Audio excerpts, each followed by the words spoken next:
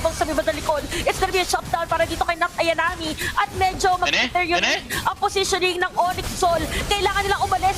Si Benny ginamit na dito ang last insanity pero wala siyang kasama ngayon. Pero merong immortality si Rian dito sa ating laban Lord sa top lane.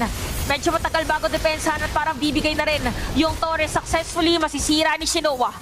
5 seconds may flicker dito si Nat Ayanami. We can see a final slash flicker play mula sa Arlot. Low HP si Rian though. The Roger needs to go out. Re-reset dito ang Smart Omega Empress. They just want to clean out the base of Onyx Sol. Oh, Kishi! Okay, Netherrealm nagamit na. Jewel! Ganda ng timing dito ng Minotaur's Fury under the Netherrealm. Shinoa dealing the damage. Shinoa matay na si Mirai dito. Nice jump! Wala kay Jewel. The Minotaur making place pero Rian also falling low on the backside. Mamatay dito sa turn ni Ang. Shinoa was able to make the space. Was able to move out and pa rin na rin yung Minotaur. There's a minion wave in the middle lane. Nagtatawalak na si Shinoa dito. Wind chant ginamit niya and that is Smart Omega Empress.